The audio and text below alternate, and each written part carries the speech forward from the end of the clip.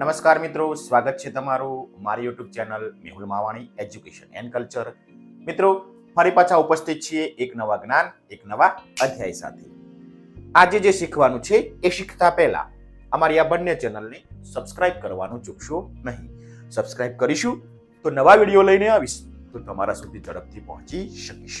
આજે જે આપણે શીખવાનું છે તે છે ધોરણ 8 કક્ષા 8 નો વિષય છે ગુજરાતી.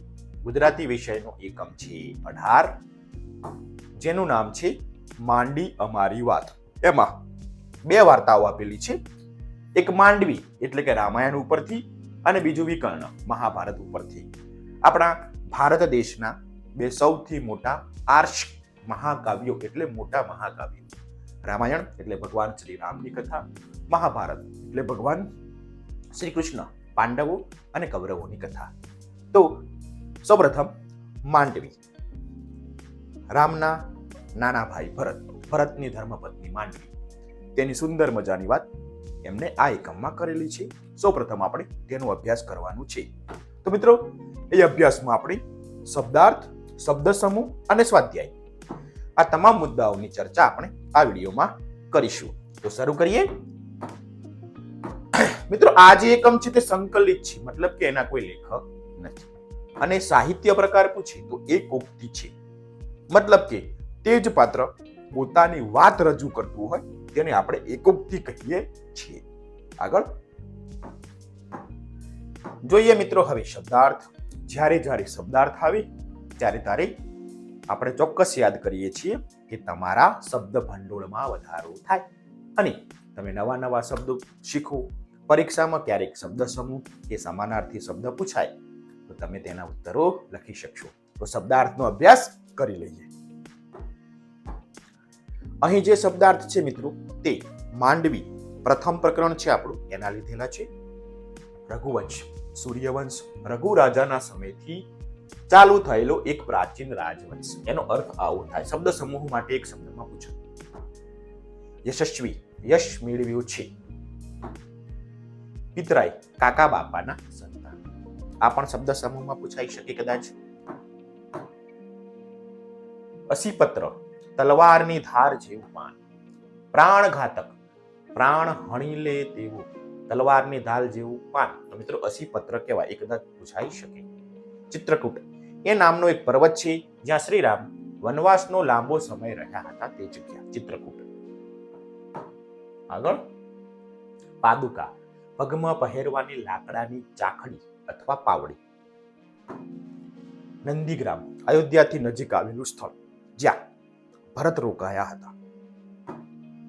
વિદ્રોહ, બળવો સામે થવું તે. આત્મગૌરવ, આત્માનું કે પોતાનું ગૌરવ.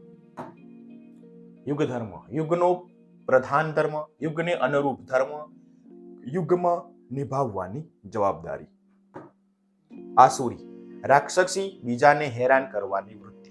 તો મિત્રો, આટલા શબ્દો આપણે જોતા જઈએ. હજી આગળ પર્ણકુટી, ઘાસ પાંદડાની બનાવેલી ઝૂંપડી. તો મિત્રો, પહેલો જે ભાગ છે માંડવી, તેમાં આટલા સમાનાર્થી શબ્દો આવે છે. વિકર્ણ માટે મિત્રો આપણે અલગથી પાછળથી નવો વિડીયો બનાવીશું. હવે જોઈએ રૂઢિપ્રયોગ. એક રૂઢિપ્રયોગ પણ આપેલો છે, તેને સમજી લઈએ. કાનમાં મધ રેડવું. અર્થ કાનને ગમે તેવું સાંભળવું. વાક્ય પ્રયોગ, મંત્રીએ રાજાના કાનમાં મધ રેડી. તો મિત્રો, આ રીતે આપણે રૂઢિપ્રયોગ, તેનો અર્થ અને વાક્ય પ્રયોગ કરીશું. વાક્ય પ્રયોગ તમે તમારી રીતે કરી શકો છો. ચલો આગળ. હવે જોઈએ મિત્રો આ એકમનું સ્વાધ્યાય, જે અગત્યનું છે, જેમના વિશે તમને ખૂબ જાણવું ગમશે. પ્રશ્ન પહેલો આપણને ખબર જ છે, વાતચીત. એકમના આધારે, તમારા અનુભવના આધારે ઉત્તર લખવાનો થાય છે. સમજીએ પ્રશ્ન નંબર પહેલો. પ્રશ્ન પહેલો છે, તમે પહેલા માંડવી વિશે જાણતા હતા ક્યારે? તમે ક્યારે માંડવીનું નામ રામાયણમાં કોઈ સિરિયલ જોતી વખતે કે અન્ય કોઈ પ્રસંગે વાંચતી વખતે માંડવી વિશે તમે ક્યાં જાણ્યું હતું તે લખવાનું છે. રહે ઉત્તર હા, હું પહેલા માંડવી વિશે જાણતો હતો. રામાયણ સિરિયલમાં રામના ભાઈ ભરત સાથે તેના લગ્નની કથા સાંભળી છે. તો મિત્રો, આ રીતે મેં માંડવીની વાત સાંભળી છે. એમ તમે ક્યાંય સાંભળી હોય તો એ તમારે લખવાની છે. તમે રામાયણ વિશે શું જાણો છો? રામાયણ વિશે શું મિત્રો, જેટલું લખવું એટલું લખી શકાય, પણ તમે જે જાણો છો ને એ તમારે લખવાનું છે. હું જે જાણું છું એ ઓછા શબ્દોમાં અહીં મેં રજૂ કર્યું છે. રામાયણ ભારતના મહાકાવ્યોમાંનું એક છે. તેની રચના મહર્ષિ વાલ્મીકીએ કરી છે. તે 7 કાંડ એટલે કે વિભાગમાં વિભાજિત છે. બાલકાંડ, અયોધ્યાકાંડ, અરણ્યકાંડ, કિષ્કિંધાકાંડ, સુંદરકાંડ, યુદ્ધકાંડ અને ઉત્તરકાંડ. રામાયણ આદર્શ જીવનની પ્રેરણા આપતો મહાગ્રંથ છે. તો મિત્રો, આ રીતે રામાયણ વિશે હું આટલું જાણું છું. એમ તમે જે જાણતા હોય, આનાથી વધારે જાણતા હોય તો તે તમે તમારા શબ્દોમાં લખી શકો છો. આગળ હવે છે પ્રશ્ન 3. રામાયણનું કયું પાત્ર તમને વધારે ગમે છે અને શા માટે? મિત્રો, રામાયણમાં ઘણા બધા પાત્રો છે. તમે રામાયણ સિરિયલ જોઈ હશે, રામાયણ વિશે જાણ્યું પણ હશે, શીખ્યા પણ હશો. તમને જે પાત્ર વધારે ગમે એ તમારે લખવાનું છે. મને જે ગમે છે ત્યારે રામાયણમાં મને ભગવાન રામનું પાત્ર વધારે ગમે છે. તેઓ આદર્શ પુત્ર, ભાઈ, પતિ અને રાજા હતા. તેઓ માતા પિતા અને ગુરુજનોનો આદર કરતા. 4 ભાઈઓમાં મોટા હતા, પણ પિતાના વચન માટે 14 વર્ષ માટે વનવાસ જાય છે, જ્યાં સીતા માતાનું રાવણ હરણ કરે છે. તેઓ વાનર સેનાની મદદથી રાવણ જોડે યુદ્ધ કરી સીતા માતાને પરત લાવે છે. તેમણે રામ રાજ્યની સ્થાપના કરી હતી. તો મિત્રો, રામાયણમાં મને આ રામનું પાત્ર વધારે ગમે છે. આ સિવાય પણ ભગવાન રામ વિશે તો ઘણું બધું લખી શકાય, પણ તમારા પ્રશ્નને ધ્યાને રાખીને ખૂબ જ ટૂંકા શબ્દોમાં રામ વિશે, પ્રભુ શ્રી રામ વિશે એટલું લખેલું છે. ચલો આગળ. તમને રામાયણમાં જે પાત્ર ગમતું હોય તેના વિશે લખજો. ક્લિયર? ચલો આગળ. પ્રશ્ન 4. રામાયણ સિવાય આપણા કયા પ્રાચીન ગ્રંથોના નામ તમે સાંભળેલા છે? મિત્રો, રામાયણ તો તમે આ એકમમાં સાંભળ્યું. આ સિવાય તમે કયા બીજા પ્રાચીન ગ્રંથો છે કે જેના નામ તમે સાંભળેલા છે? તો આ રહ્યો ઉત્તર. રામાયણ સિવાય મહાભારત, ઋગ્વેદ, યજુર્વેદ, સામવેદ, અથર્વવેદ, 18 પુરાણ, ભગવદ્ ગીતા, ઉપનિષદો, પંચતંત્ર, આગમ ગ્રંથો, ત્રિપિટકો, અર્થશાસ્ત્ર, ઇન્ડિકા, ચરક સંહિતા, સુશ્રુત સંહિતા, એમ ઘણા બધા ગ્રંથોના નામ તમે સાંભળ્યા હશે. તમે ધોરણ 6 ની સામાજિક વિજ્ઞાનનો અભ્યાસ કર્યો છે. તેમાં 18મો પાઠ આવે છે ભારત વર્ષની ભવ્યતા. તેમાં ઘણા બધા પ્રાચીન ગ્રંથોના નામ તમને આપેલા છે. તો તમે અભ્યાસ તો કરેલો જ છે, પણ કદાચ તમને યાદ નહીં હોય તો ધોરણ 6 ની સમાજ વિદ્યા ખોલજો. તેમાં પાઠ નંબર 8 ભારત વર્ષની ભવ્યતા ખોલશો એટલે તમને અઢળક પ્રાચીન ગ્રંથો વિશે જાણવા મળશે. ચલો, ક્લિયર? હવે આગળ વધીએ. આપણી પૌરાણિક કથાઓ જાણવાથી શો લાભ થાય? જોઈએ. આપણી પૌરાણિક કથાઓ જાણવાથી ઘણા બધા લાભ થાય છે. પહેલો, આપણી સંસ્કૃતિ અને પરંપરાથી પરિચિત થવાય છે. કથાના પૌરાણિક પાત્રો વિશે જાણકારી મળે છે. પૌરાણિક કથામાંથી આદર્શ અને સારા ગુણો જીવનમાં ઉપયોગી થાય છે. પૌરાણિક કથાઓ દ્વારા આપણા જીવનમાં આવેલ સમસ્યાનો સામનો કેવી રીતે કરવો તે જાણવા મળે છે. આપણી સંસ્કૃતિ સાથે જોડાઈ આપણી ઓળખ આપણે મજબૂત કરીએ છીએ. તો મિત્રો, પૌરાણિક જે કથાઓ છે, રામાયણ છે, મહાભારત છે, ઘણા બધા ગ્રંથો છે, તેમાંથી આપણને વાંચવાથી, તેને જાણવાથી આપણને આવા બધા લાભો થાય છે. ચલો આગળ. પ્રશ્ન આવ્યા 6. આપણી સાંસ્કૃતિક કથાઓના આધારે કઈ કઈ ટીવી ધારાવાહિક બની છે? ધારાવાહિક એટલે સિરિયલ. તમે ઘણી બધી સાંસ્કૃતિક કથાઓ, પૌરાણિક કથાઓ સાંભળી છે, તો તેના આધારે કઈ કઈ સિરિયલો બની છે એ તમારે લખવાનું છે. આ પ્રમાણે ધારાવાહિક બની છે. ધારાવાહિક એટલે સિરિયલ. સિરિયલને ગુજરાતીમાં આપણે ધારાવાહિક કહીએ છીએ. તો મિત્રો, આ પ્રમાણે મને યાદ છે તો આટલી બધી બની છે. આ સિવાય કોઈ રહી જતી હોય તમે પાછા ઉમેરી દેજો. કઈ કઈ બની છે? તો રામાયણ, મહાભારત, મહારાણા પ્રતાપ, શ્રી કૃષ્ણ, રાધા કૃષ્ણ, દેવો કે દેવ મહાદેવ, ચંદ્રગુપ્ત મૌર્ય, અશોક, વિક્રમ વેતાલ, શનિદેવ, શ્રી ગણેશ, જય હનુમાન, આવી ઘણી બધી ધારાવાહિક એટલે કે સિરિયલો બનેલી છે. આ સિવાય પણ ઘણી બધી અત્યારે તો યુટ્યુબ અને ઘણા બધા સોશિયલ મીડિયાના સાધનો થઈ ગયા છે, તો તેમાં ઘણી બધી સિરિયલો એટલે કે ધારાવાહિક આપણા પૌરાણિક પાત્રો, પૌરાણિક કથાઓના આધારે બનેલી છે. આટલી મને યાદ છે એટલે મેં લખી છે. આ સિવાય તમારે બીજી કોઈ ઉમેરવી હોય તો ઉમેરી શકો છો. ચલો આગળ. પ્રશ્ન 7 છે મિત્રો. તમારે જો માંડવીને સલાહ આપવાની થાય તો શું કહું? તો મિત્રો, રામાયણનું એવું પાત્ર છે કે જેના વિશે આપણે એમને તો શું સલાહ આપી શકીએ, પરંતુ ઉત્તર લખવાનો તો થાય જ. તો મિત્રો, ઉત્તર આપણે આ પ્રમાણે લખી શકીએ: મારે જો માંડવીને સલાહ આપવાની થાય તો હું કહું, આપ પરમાત્માને પ્રાર્થના કરો કે આપના જેવા ગુણો, ત્યાગ અને સમર્પણની ભાવના બધામાં આવે. તો મિત્રો, આવી આપણે એમને સલાહ આપી શકીએ. આ સિવાય તો મને કાંઈ સૂચતું નથી. તમને યાદ આવી તો તમે આ માંડવીને જે સલાહ આપવી હોય તે આપી શકો છો. તમારા શબ્દોમાં તમે ઉત્તર લખી શકો છો. ચલો હવે આગળ વધીએ. હવે આયા પ્રશ્ન નંબર 2. હાથમાં પેન્સિલની જરૂર પડશે. જોઈએ, વિકલ્પોમાંથી શબ્દનો અર્થ ધારવાનો છે. ચોરસ બોક્સમાં ખરું કરવાનું છે અથવા ચોરસ પેટી કરો. આ શબ્દવાળું વાક્ય પાઠમાંથી તમારે વાંચવાનું છે.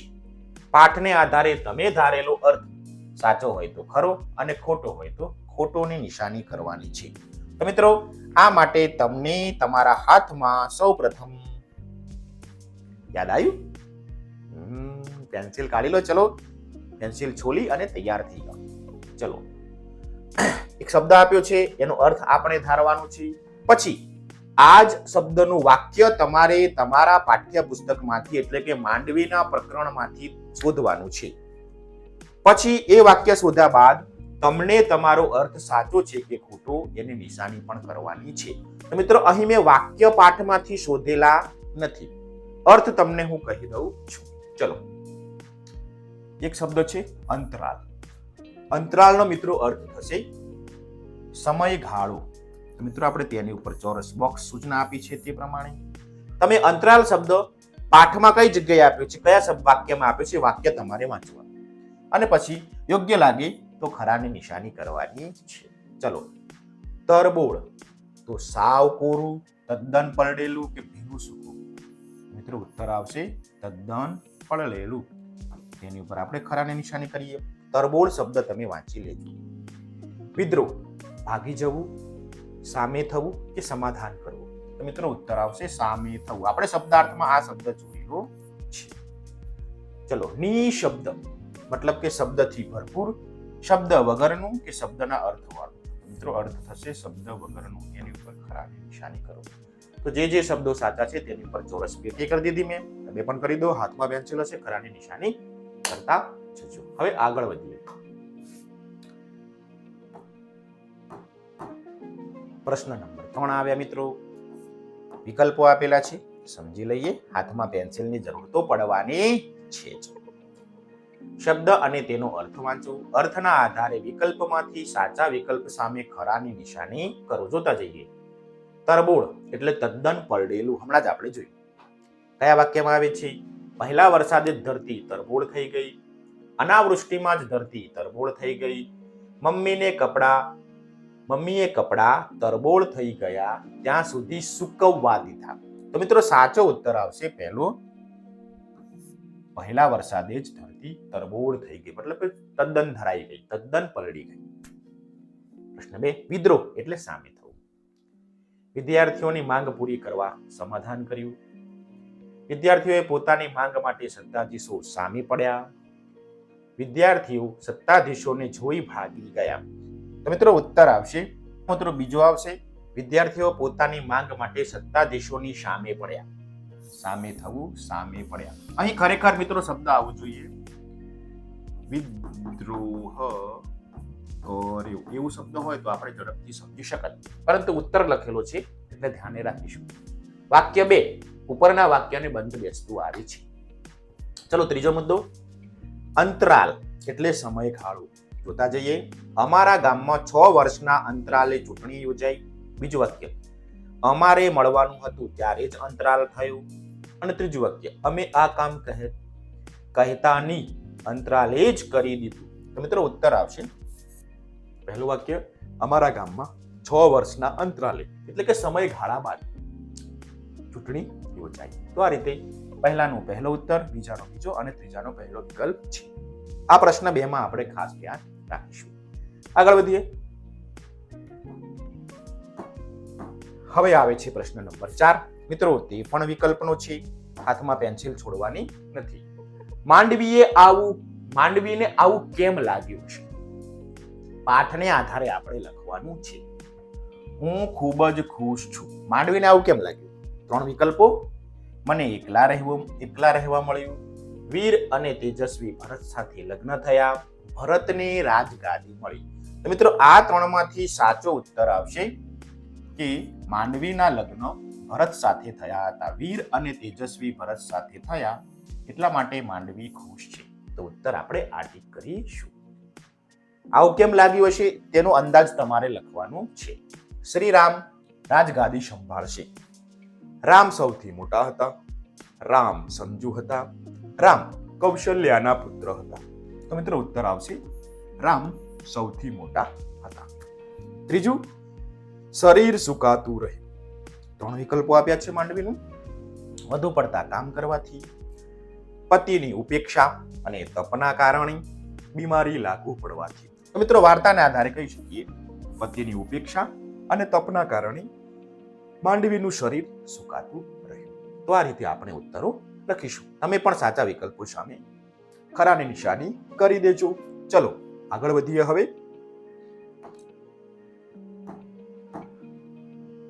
હવે છે પ્રશ્ન નંબર 5. અહીં માંડવીને કહેવામાં આવતું હોય તે રીતે કેટલાક વાક્યો આપ્યા છે. આ વાક્યો કયા પાત્રના હોઈ શકે તે કલ્પના કરીને આપણે કહેવાનું છે. કે આ વાક્ય કોણ બોલી શકે એમ છે, કોણ કહી શકે એમ છે. અરે મારાથી શું મંગાઈ ગયું? ભરત તને દોષી સમજે એ ન ચાલે, ચાલ મારી હાજરીમાં સ્પષ્ટતા કરીએ. તો મિત્રો આ વાક્ય કોણ બોલી શકે એમ છે? તો રામાયણનો બરોબર અભ્યાસ કર્યો છે તો વચન માંગવાનું કામ કૈકેયી માતાએ કર્યું હતું અને રામને 14 વર્ષનો વનવાસ અને ભરતને ગાદી મળી હતી. તો મિત્રો એટલા માટે ઉત્તર લખીશું આપણે કૈકેયી માતા આ વાક્ય કહી શકે તેમ છે. ઉત્તરમાં કૈકેયી. ચલો બીજું, મારી દીકરી ભરત મને રામથી વધારે વહાલો છે. એ રામની જેમ મારી વાત નહીં ટાળે. તું નિર્દોષ છે એ હું તેને કહીશ. તો મિત્રો આ વાક્ય છે એ રામથી વધારે વહાલો છે ભરત. તો મિત્રો રામની વાત છે, રામની માતાની વાત છે. તો ઉત્તર આવશે કૌશલ્યા માતા આ વાક્ય બોલી શકે તેમ છે. કઈ માતા? કૌશલ્યા માતા. પુત્રી, કુળગુરુ તરીકે મારું કર્તવ્ય છે તને થયેલા અન્યાયનો અવાજ ઉઠાવી. તો રામાયણનું પાત્ર વાંચ્યું હશે, માંડવીની વાર્તા વાંચી હશે, તો કુળગુરુ તરીકે મિત્રો ઉત્તર આવશે ગુરુ વશિષ્ઠ. ક્લિયર? તો 3 વાક્યો કોણ બોલી શકે એના જવાબ મેં લખી દીધા. કૈકેયી માતા, કૌશલ્યા માતા અને ગુરુ વશિષ્ઠ. ચલો આગળ વધીએ. તમે પણ લેખન કાર્ય કરી દેજો. પ્રશ્ન આવ્યા 6. પ્રશ્ન 6 શું કહે છે? અહીં આપેલા પાત્રો માંડવીને થતા અન્યાયની વાત કરતા હોય તો કઈ રીતે કરશે? ઓછામાં ઓછા 2 વાક્યો લખવાના છે. અહીં મિત્રો આપણને 3 પાત્રો આપ્યા છે. એ માંડવીને જે અન્યાય થયો તેના વિશેની વાત કરવા માંગે છે. તો એ પાત્રો શું કહે છે એ આપણે લખવાનું છે. આ માટે રામાયણને બરાબર સમજવી જરૂરી છે, જોવી જરૂરી છે. જોઈએ. પહેલું પાત્ર મંથરા, મનને ધ્રુજાવી નાખે તેવું પાત્ર મંથરા. કે શું કહે છે? માંડવીને પણ ભરતની જેમ અન્યાય થયો, તેને ભરતની જેમ બીજા નંબરે રખાય છે. આવું મંથરા કે માંડવીને આવો અન્યાય થયેલો છે. તો માંડવી વિશેના 2 વાક્યો રહ્યા. તમે તમારી રીતે વિચારીને અભ્યાસ કરીને ઉત્તર લખી શકો છો. સુમંત મંત્રી હતા, તેઓ શું કહે? મહારાજ દશરથના અવસાન બાદ માંડવીને સહારો આપનાર કોઈ નથી, તેના દુઃખનો વહેંચનાર કોઈ નથી. તો મિત્રો સુમંત મંત્રી તરીકે આવું કહી શકે માંડવી વિશે, માંડવીને જે અન્યાય થયો તેના વિશે. ત્રીજું પાત્ર છે સીતા, રામના પત્ની. સીતા માતા શું કહે? માંડવીને ખૂબ અન્યાય થયો છે, તેને કોઈનું એ ખરાબ કર્યું નથી, છતાં તેને દુઃખ સહન કરવાનો વારો આવ્યો છે. આવું માંડવી વિશે સીતા માતા કહે. મિત્રો તમારે તમારા શબ્દોમાં આ 3 પાત્રો માંડવીને જે અન્યાય થયો છે, માંડવીને જે દુઃખ સહન કરવું પડ્યું છે તેના વિશે શું કહે તે તમારે લખવાનું થાય. આ રીતે ઉત્તર લખીશું. ચલો આગળ. હવે જોઈએ પ્રશ્ન 7. પ્રશ્નોના જવાબ એક વાક્યમાં તમારે લખવાના છે. જોતા જઈએ એક જ વાક્યમાં. પ્રશ્ન પહેલો, કોની આજ્ઞાથી માંડવીના લગ્ન ભરત સાથે થયા હતા?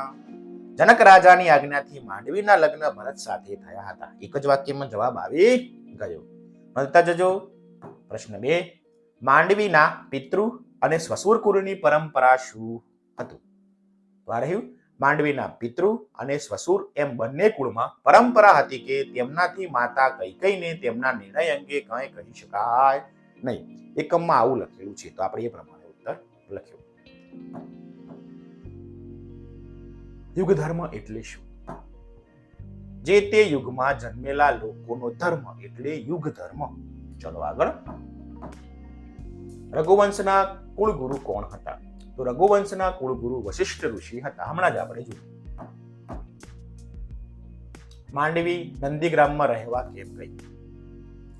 માંડવી નંદીગ્રામમાં ભરતની સેવા કરવા રહેવા ગઈ હતી. અયોધ્યા પાછા ફરેલ શ્રી રામને મળવા માંડવી કેમ ન ગઈ? માંડવીએ પ્રતિજ્ઞા લીધી હતી કે જ્યાં સુધી ભરત સામેથી બોલાવે નહીં ત્યાં સુધી તેમની સામે ન જવું. આથી અયોધ્યા પાછા ફરેલા શ્રી રામને મળવા માંડવી ના ગઈ. ક્લિયર? પાદુકા રાજ્ય એટલે શું? પાદુકા રાજ્ય એટલે એક એવું રાજ્ય કે જ્યાં રાજાની પાદુકાને રાજાના પ્રતિનિધિ તરીકે સિંહાસન પર રાખી શાસન કરાય છે.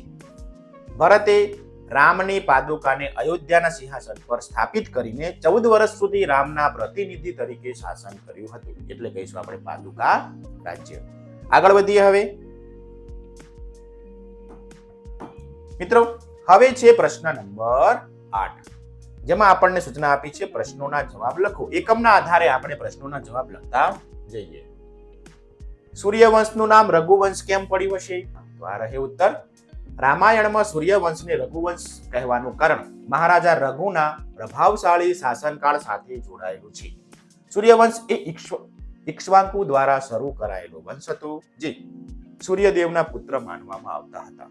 આ વંશના રાજાઓમાં લાંબી શ્રેણીમાં મહારાજા રઘુ એક અત્યંત શક્તિશાળી, ન્યાયપ્રિય અને પ્રતાપી રાજા હતા, જેમણે સાચા અર્થમાં ચક્રવર્તી એટલે કે વિશ્વ સમ્રાટ તરીકે શાસન કર્યું. મહારાજા રઘુના ખ્યાતિ પ્રાપ્ત શાસનકાળના કારણે સૂર્યવંશને રઘુવંશ તરીકે ઓળખવામાં આવે છે. તો આ રીતે આપણે ઉત્તર લખીશું. આગળ વધીએ. હવે છે પ્રશ્ન નંબર 2. ભરતની નજર સામે ન જવાનો નિર્ણય માંડવીએ શા માટે કરવો પડ્યો? ભરત તેમના મામાના ઘરે કૈકેયી દેશ ગયા પછી મંથરાની ચડામણી પછી માતા કૈકેયી શ્રીરામને વનવાસ અને ભરતને રાજગાદી આપવાનું રાજા દશરથ પાસે વચન માંગ્યું. જ્યાં શ્રીરામના વનવાસ અને તેના આઘાતના કારણે રાજા દશરથના મૃત્યુ પછી ભરતે કૈકેયી માતાની માંગણી પાછળ માંડવીનો હાથ હોવાની શંકા તેના તરફ પણ કરી. આથી ભરતે માંડવીને સીધું જ કહી દીધું, દૂર જા, મને તારું મોં ના બતાવ. આ ઘટના પછી માંડવીએ ભરતની નજર સામે ન જવાનો નિર્ણય કર્યો. તો મિત્રો, એકમના આધારે આપણે આવો ઉત્તર લખી શકીશું. ક્લિયર? પ્રશ્ન 2.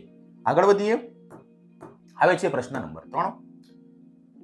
માંડવી પોતાનો પ્રશ્ન સ્ત્રી જાતિના ગૌરવ માટે શા માટે ગણાવે છે? જોઈએ ઉત્તર. જ્યારે ભરત અયોધ્યા પાછા ફર્યા ત્યારે તેમને શંકા હતી કે માંડવીએ પણ કૈકેયીની જેમ રામના વનવાસમાં કોઈ ભૂમિકા ભજવી હશે.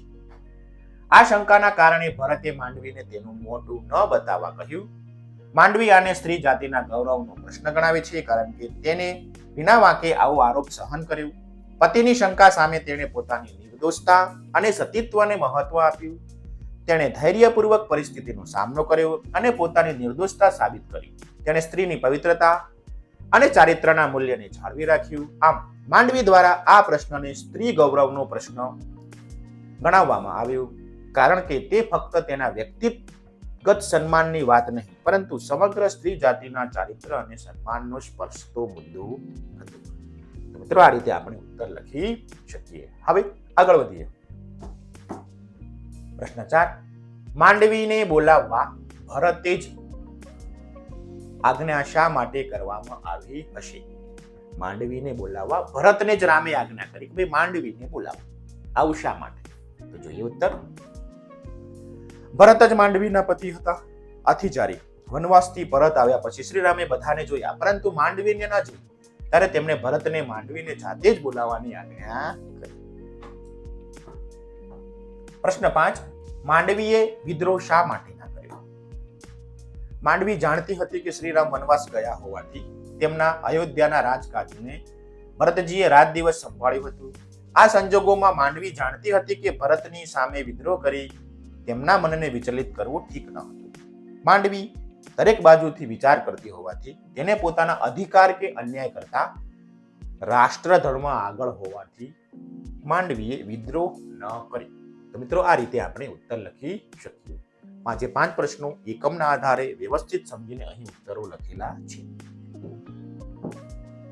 તો મિત્રો આ હતું આપણું પ્રકરણ 18 નો પહેલો ભાગ, માંડવી, જે રામાયણ આપણું મહાકાવ્ય છે તેની ઉપર આધારિત છે. તમે રામાયણ વિશે તો જાણતા જ હશો. તો તમામ પ્રશ્નો આપણે અહીં તમને વ્યવસ્થિત અને યોગ્ય રીતે સમજાવી દીધા છે. હજી ભાગ 2 પાર્ટ 2 વિકર્ણ, જે મહાભારત ઉપર આધારિત છે, તેના પ્રશ્નોના ઉત્તરો જોવાના છે. તે માટે આપણે ભાગ 2 બનાવીશું. તેના ઉત્તરો તમે જોઈ લેજો. ભાગ 1 માં આપણે અહીં માંડવી પ્રકરણ છે તે પૂર્ણ કર્યું છે. આશા રાખું છું કે તમને ઉત્તરો મળી ગયા હશે. અને મિત્રો તમને આ વિડીયો ગમ્યો હશે. તમે તમારા અન્ય મિત્રો સુધી પણ આ મિત્રોને પહોંચાડજો. અને અમારી આ બંને ચેનલને સબસ્ક્રાઇબ કરવાનું ચૂકશો નહીં. વિડીયો કેવો લાગ્યો કોમેન્ટ બોક્સમાં કોમેન્ટ પણ જરૂરથી કરજો. વિડીયોને લાઈક જરૂરથી કરજો. ફરીથી મળીએ પ્રકરણ 18 ના જ બીજા ભાગમાં વિકર્ણમાં. ત્યાં સુધી સૌને રામ રામ.